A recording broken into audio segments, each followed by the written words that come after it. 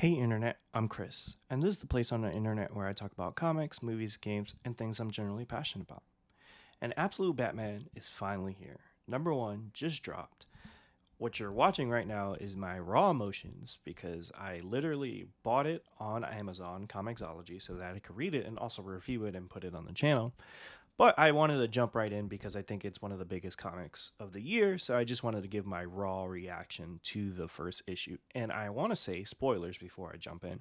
But also, I want to say that this is one of the biggest and best number one issues of the year.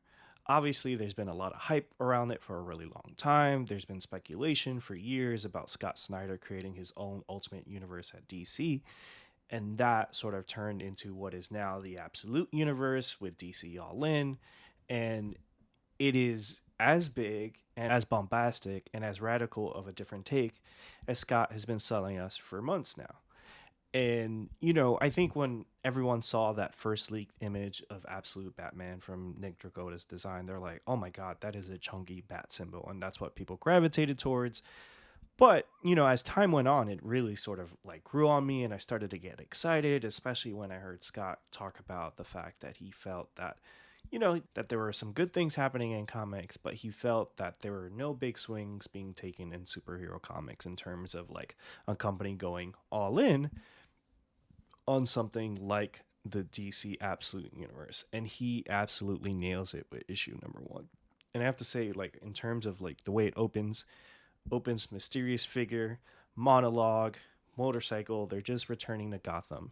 And what you find when this person takes off their helmet, it's not Bruce Wayne, but Alfred Pennyworth. And I think it was a really interesting take to have the story be told from the perspective of Alfred. In this universe, Alfred is a secret agent. He's coming from Gotham. He has a history with Gotham. His daughter lives there. But it's obviously a city he hates, something that he talks about, and almost immediately his bike is stolen. And he's there on a mission to observe the party animals, a gang run by this universe's Black Mask, who is the head of all the Gotham crime families, because in this issue, he immediately kills the head of the Falcone family and then also the Maroni family, leaving him and his party animals to run Gotham without any intervention outside of a mysterious new figure, the Batman. And in this world, we've seen sort of preview pages of Bruce Wayne. What I really liked about this new sort of take on Bruce is that, yes, it is sort of like Bruce Wayne without money, this and that, but it takes it to another level where he takes his skills instead of going all around the world. He's really built and builds that callus in Gotham. He doesn't go away and sort of trains under the League of Assassins and the League of Shadows, which we'll find out in the epilogue, which I thought was a great tag for this first issue. But he stays in Gotham. He learns Gotham. He becomes an engineer. So he knows the city. And I think that was a really good take. And with Scott's history with the Court of Owls, I'm sure that history will come up later on. But in a lot of ways, Bruce has built this city with his bare hands, whereas in previous iterations, and sort of the iteration we all know, the Wayne family built Gotham through their wealth and generations of being the family of Gotham.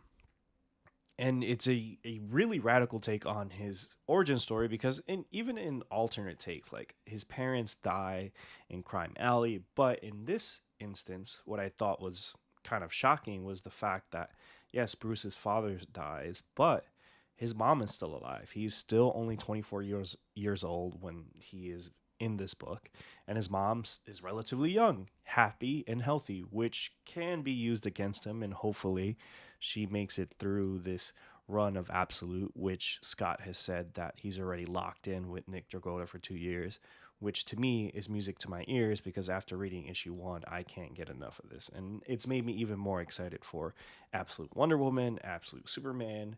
We're getting Absolute Flash and Green Lantern later on. But I the reason I wanted to do this, and I said this earlier, like right after reading it, is just to share my raw emotion. I've talked about this book a lot on this channel, and it is just fantastic. It's exactly what comics should be. It's something that can only be told in comic book form. And Scott, with his history with Batman and the DC universe, he's able to sort of manipulate these things, and also sort of he is such a fine storyteller where he's able to take these things that at surface level you look at and are very like cheesy, like oh like a big brolic Batman that looks like Jack Reacher and he's young and all these things, but him along with Nick Dragotta are just masterful storytellers in terms of the comic book medium, and they would take this thing that like I thought I had a really firm idea of what it was going to be, and it delivered on a lot of that, but it just was so much more. And Batman, yes, he's a beast, but he's also a thinker, and I thought that was fascinating too in some of the pages. Because towards the end, after sort of a big reveal of Batman, he fights the party animals at City Hall. Alfred is seeking him out. He thinks he has the upper hand, and Bruce is able to turn the tables on him in classic Batman fashion, which is true to the character, but also sort of different in terms of his brutality, the way he goes about things. The closest thing I could think of is that Absolute Batman is like Arkham Batman if he was Brock Lesnar. It is just insane the way sort of he's able to have that brutality, but still sort of hold back and have that humanity and still have that no kill rule, which I'm sure is going to play a factor when the epilogue comes into play. Because after the first issue, you see in the epilogue, Alfred's sort of main target that he was removed from is this character who doesn't laugh, who they call the Joker, who has been trained by Henry Ducard and the League of Assassins. So that's awesome. You have like again, sort of they flip the origins, whereas like Bruce comes from the gutter. He had one bad day. It's looking like the Joker is the one that was raised, coddled, rich, able to seek out new experiences around the world and really sharpen his skills as a criminal, and is looking like a global, worldwide Joker that people are scared of. So I'm excited to see what that looks like.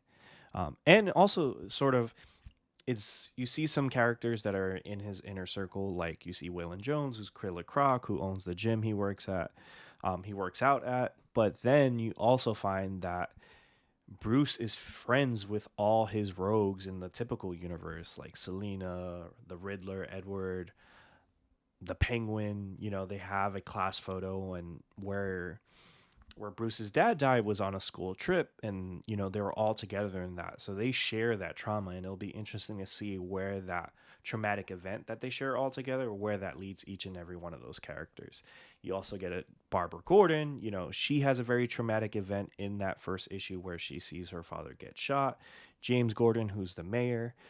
So there's just a lot. And then also you have Alfred, who is obviously really competent, but you can tell that there's something missing. He misses his daughter. He feels like maybe his life has passed him by, and I wonder how that'll affect his relationship with Bruce, especially being that Bruce shot him in the face with his own shotgun and stole his bike and then drove it off a giant building.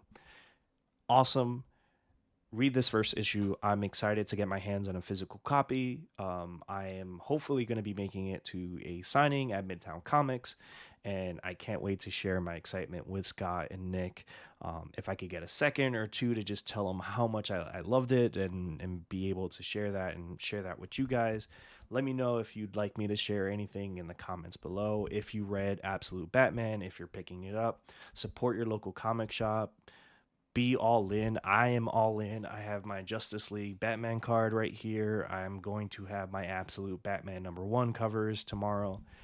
Yeah, and just let me know what you think. I think it's a exciting time to be a comic book fan. Between this, you have some really great stuff going on at Marvel, Image. You have the Transformers book. You have Ghost Machine. So many great comic books, and I feel like every week now there's something I could really go to, which is great because I feel in a lot of ways like movies have taken a dive.